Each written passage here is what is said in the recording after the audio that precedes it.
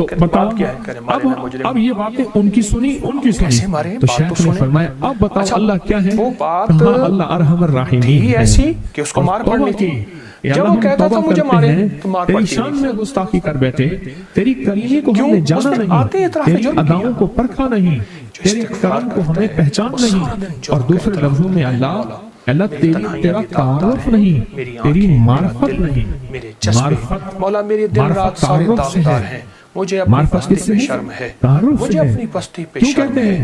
تیری کہ اللہ ہمارے دلوں کو اپنی معرفت کے لیے قبول فرما۔ اسے پھر بھی کیا کہتے ہیں؟ مثال ہے، اے اللہ ہمارے دلوں کو اپنی معرفت کے لیے قبول فرما۔ ہمارے پاس ہم معرفت نہیں، ہم معرفت نہیں رکھتے، نظر سے اپنی سب کو گرا دوں، ہم اس کی ادائیں نہیں جانتے، اس کی بے نیازی نہیں جانتے، اس سے عطا کرنے کا انداز نہیں جانتے۔ اس کی وجہ ہے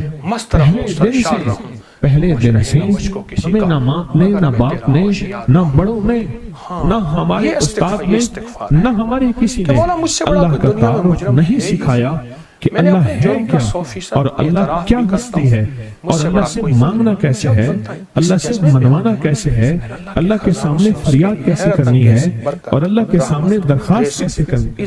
مجھے لوگ کہتے ہیں، میں روز ٹیلی فونک پروگرام سنتا ہوں، مجھے لوگ کہتے ہیں، آپ بھی سنیں، ریکارڈنگ پڑی ہوئی ہے کہ آپ نے ہمیں اللہ سے ملوا دیا، آپ نے ہمیں اللہ کا تعارف کروا دیا۔ اس سے پہلے ہم مسلمان تھے، پتہ ہی نہیں تھا کہ ہوتا کیا ہے مسلمان اور کرنا کیا ہوتا ہے۔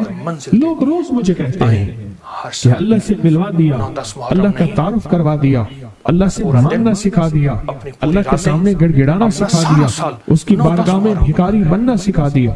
اس دن ایک بندہ مجھ سے کہنے لگا، اس نے کہا ایک ساتھ کہنے لگے کہ میرے بہت سارے بچے ہیں، میری بچیاں ہیں، میں غریب ہوں، میں ضرورت مند ہوں۔ اس نے کہا، بندے نے کہا، میں نے اس کا بہانہ ادھر سے بھی لگوا دیا، ادھر سے بھی لگوا دیا، اور اس کو کہا پریشان نہ ہو، تو دیانتداری سے خدمت کر، میرے بچوں کا مسئلہ بھی انشاءاللہ حل ہو جائے گا، ان کی شادی ہاتھ پیلے کرنے کا مسئلہ کوئی نہیں ہے۔ وہ صاحب کہنے لگے، میں نے ایسے کئی کام کیے ہیں، بچوں کی شادیاں کروائی۔ کہنے لگے جب اس کو تغذیہ مل گئی، ادھر سے بھی مہانہ لگ گیا، ادھر سے بھی مہانہ لگ گیا، ایک دم گم ہو گیا اور واپس پچھلی زندگی پہ چلا گیا۔ وہ کھیل کود تاش، ساری رات جاگنا، اور وہ غفلت اور غیر ذمہ داری زندگی پہ چلا گیا۔ اس نے فوراً اس بابی کی بات یاد آئی، اس نے کہا اسے بند کرو، اس کا معنی بند کرو۔ وہ کہنے لگے مجھے انہیں اپنا واقعہ سنا ہے سارا، مانگنا بھی ملا، رونا بھی ملا، عشق بھی ملے، آنسو بھی ملے، اس کو اللہ نے اس حال میں رکھا ہے، اللہ کے خزانوں سے اللہ سے زیادہ لینے کا مجھے مزاج سمجھنے بن گیا، یہ اس حال میں اللہ سے ٹھیک لینے ہے۔ کا مزاج۔ اللہ کہتا ہے تو اس حال میں ٹھیک ہے۔